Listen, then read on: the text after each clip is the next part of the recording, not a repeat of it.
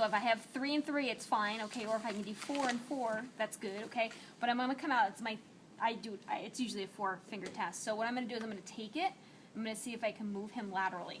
And he does not move very well, okay? So he's here. That's the only test I'm doing. So I come in, I grab the patella, and I move it laterally, okay? If he subluxate or starts to dislocate, I stop. Okay, so if he starts to subluxate or dislocate, what is he going to feel? He's going to feel pain, apprehension. Okay, he's not going to want me to do it. Okay, and that's positive for subluxation dislocation. Okay, what's my next one?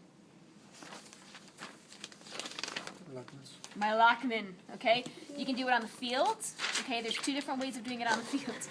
Okay, here you go, John. That's it. I'm trying to All right, so here I am. Okay, maintain. I'm going to bring him up. Okay, I'm stabilizing. This is my movement hand. It's coming here. I can rest my elbow on the leg if I need to. I'm going to pull him forward. Okay? If I don't want to do that because I'm tiny, I can throw my leg under the femur, making sure he's flipped about 30 degrees. Stabilize, hold, pull him forward. Okay? You can do the exact same thing with a roll underneath the thigh, and you can do 2 hands here, stabilizing the actual tibia and pulling forward. Okay? So those are 3 ways in which you can do Lockman. What is Lockman the best test for? ACL. Okay? Does it say which area of the ACL? Does it tell you? No, it doesn't, but the other one did. Okay? But what is he going to feel? Pain. Pain. Translation. What does translation mean? Okay? Translation means that there's going to be movement. Okay? Most of the time, they're kind of like freaking out because it's just so painful when they fall. Okay? What's next?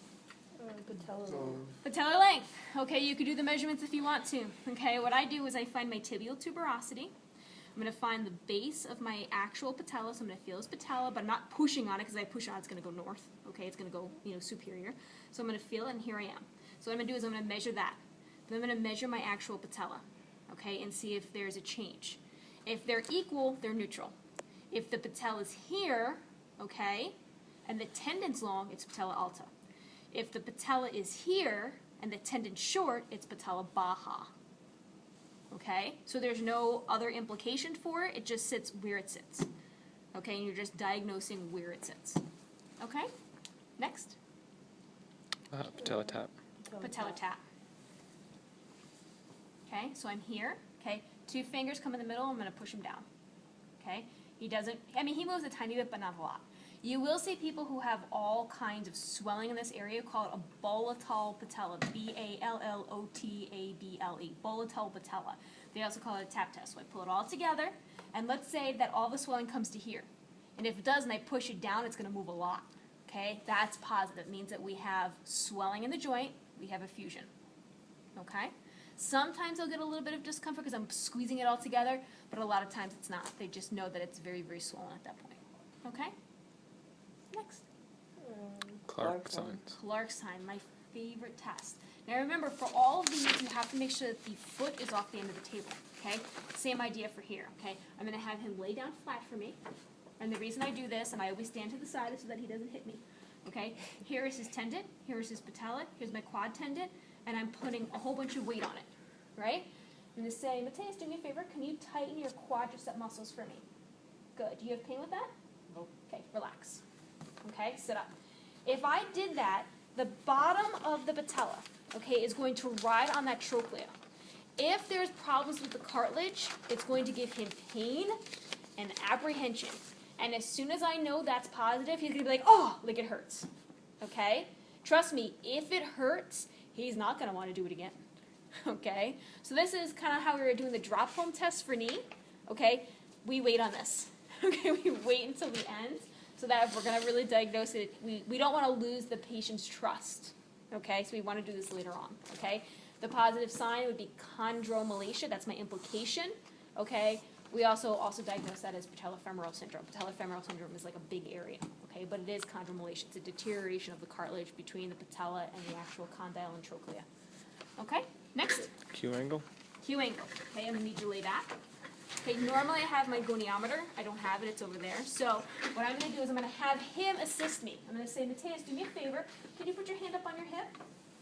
Good. Do you mind if I touch your hip? Nope. Okay. So I'm going to come up in here and I'm going to find his ASIS. Okay. I will run a measuring tape to the middle of my patella. Okay. And then I put my goniometer. So here's the center of my goniometer. I'm going to line this up with my ASIS. And then I'm going to stabilize it. Then I'm going to find the middle of my patella to my tibial tuberosity. Okay? Now remember, his foot should be off the end of the table. Can you slide down just a little bit for me? Good. Okay? So it's going to go here. And I'm going to find this. Okay? And I'm going to look at the angle that it makes, and it's going to go here. So hang on to your videos. I'm going to grab a goniometer.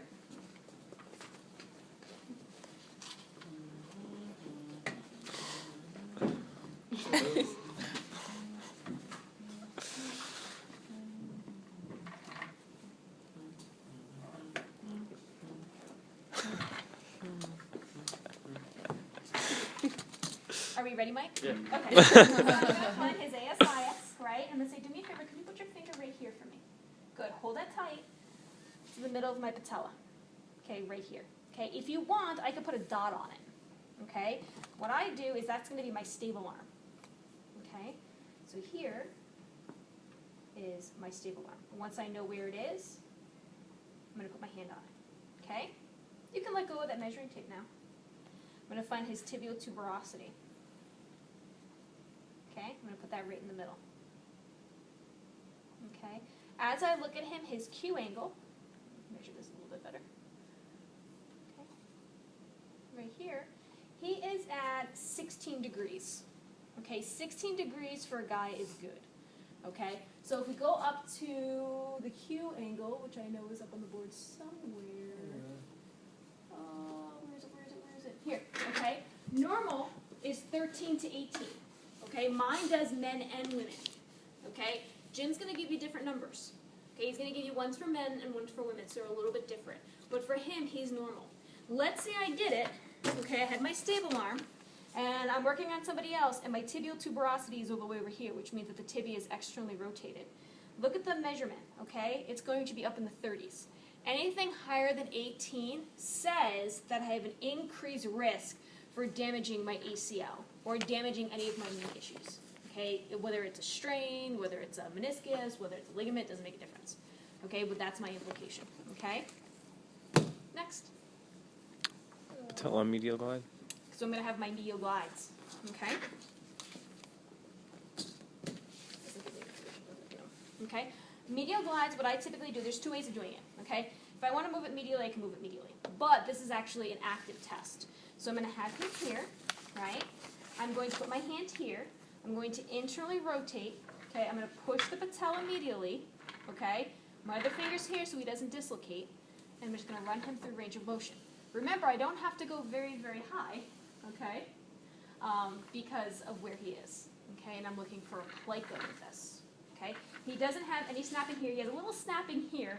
Okay, but remember, I'm pushing it forward, internally rotating, and going through. Okay, and he doesn't have any snapping, which means he's negative. Between 60 and usually 30 and 40, you're going to feel that snap. Okay, and that's right here. Okay? Next. Lateral glide. Okay, my lateral glide, I'm here. I move him laterally. Okay? Next. Stutter test. My stutter test. Can you come to the end of the table, please? My hand is touching, not moving. Okay, coming here and touching. Okay, I normally put my hand on top so I have an idea. There's two ways of doing this. Okay, the book says that you have to do it straight, but a lot of people do it internally rotated. So do me a favor, Mateus, can you just kick your leg out for me? Good, and back down. Good. Pain with that? Okay, one more time. Good. Okay, I don't feel any snapping, so he's negative. Okay, if he has a snap, if he has apprehension, a little bit of discomfort, that's positive. Okay, for plica. Okay, do me a favor, take your tibia and turn it inward for me. Good. Now do the same thing for me. Come up and down. Good. One more time. Good.